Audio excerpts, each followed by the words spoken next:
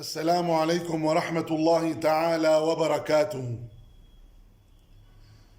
بسم الله الرحمن الرحيم.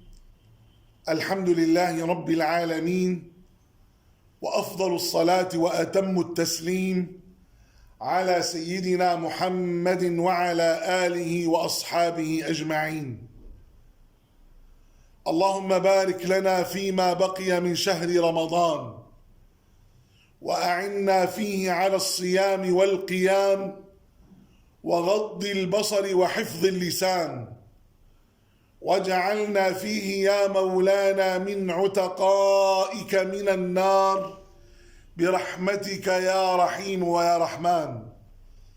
اللهم بلغنا ليلة القدر، اللهم بلغنا ليلة القدر، واجعلنا فيها من عتقائك من النار برحمتك يا عزيز ويا غفار. أيها الإخوة الكرام، يقول ربنا سبحانه وتعالى في القرآن الكريم: بسم الله الرحمن الرحيم. إنا أنزلناه في ليلة القدر، وما أدراك ما ليلة القدر، ليلة القدر خير من 1000 شهر، تنزل الملائكة والروح فيها بإذن ربهم من كل أمر، سلام هي حتى مطلع الفجر. ويقول سيدنا محمد صلى الله عليه وسلم: من قام ليلة القدر إيمانا واحتسابا غفر له ما تقدم من ذنبه، أو كما قال عليه الصلاة والسلام. ويقول سيدنا محمد صلى الله عليه وسلم أيضا: من حرم ليلة القدر فقد حرم، أي فقد حرم الخير كله، أي فهو المحروم. اللهم لا تجعلنا من المحرومين برحمتك يا أرحم الراحمين.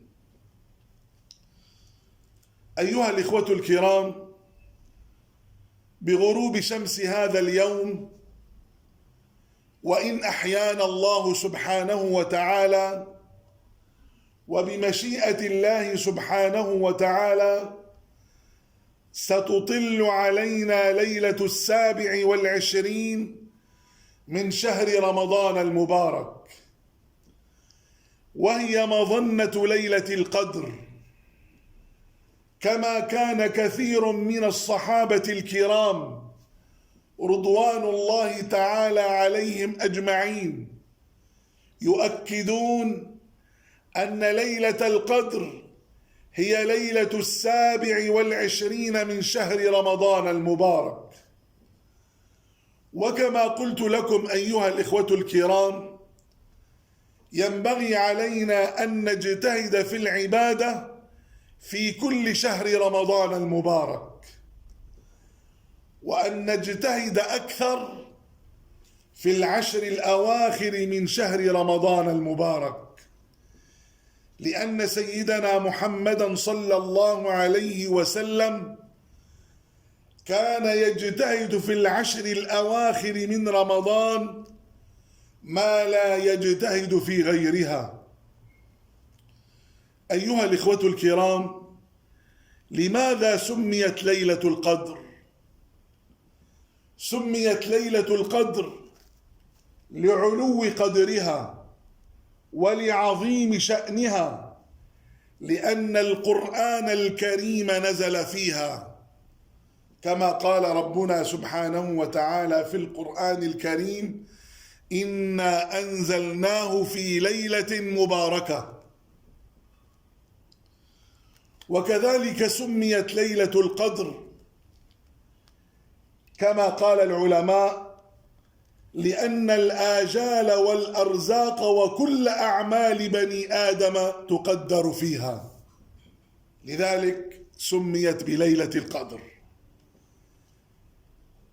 أيها الإخوة الكرام، لذلك أنصح نفسي وإياكم وكل من يلوذ بنا وجميع المسلمين والمسلمات والمؤمنين والمؤمنات في مشارق الأرض ومغاربها باغتنام هذه الليلة المباركة، لأنها قد تكون هذه الليلة هي ليلة القدر.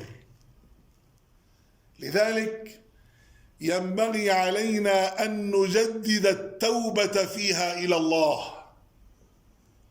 جددوا توبتكم فيها إلى الله سبحانه وتعالى، وتوبوا إلى الله توبة نصوحة في هذه الليلة المباركة، واستكثروا فيها من الأعمال الصالحة، من الصلاة والذكر وقراءة القرآن، ومن الصدقات، ومن الأدعية، وخاصة في الثلث الأخير من الليل في وقت السحر، لأنه وقت مبارك ويستجاب فيه الدعاء. وأكثروا من هذا الدعاء الذي علمه سيدنا محمد صلى الله عليه وسلم للسيدة عائشة رضي الله تعالى عنها عندما سألته: يا رسول الله صلى الله عليه وسلم، إذا علمت أن هذه الليلة هي ليلة القدر ما أقول فيها؟ فقال لها سيدنا محمد صلى الله عليه وسلم: قولي اللهم إنك عفو تحب العفو فاعف عني. وهذا الدعاء أيها الإخوة جامع مانع. اللهم إنك عفو كريم تحب العفو فاعف عنا. واسألوا الله حسن الختام والوفاة على الإيمان. اللهم إنا نسألك حسن الختام والوفاة على الإيمان. وأخلصوا في هذه الليلة، أخلصوا بالدعاء إلى الله، أخلصوا في الدعاء إلى الله في هذه الليلة المباركة، وألحوا على الله في هذه الليلة المباركة بالدعاء، لأن الله سبحانه وتعالى أيها الإخوة يحب العبد اللحوح. ولا تنسوا الدعاء للآباء والأمهات والأزواج والأولاد والإخوة والأخوات والأقرباء والأصحاب والأحباب والجيران، وإلى كل من يلوذ بنا، وإلى جميع المسلمين والمسلمات والمؤمنين والمؤمنات في مشارق الأرض ومغاربها الأحياء منهم والأموات. واسألوا الله أيها الإخوة، سألوا الله سبحانه وتعالى أن يرفع هذه الغمة عن هذه الأمة. وفي الختام أقول: أسأل الله العظيم رب العرش العظيم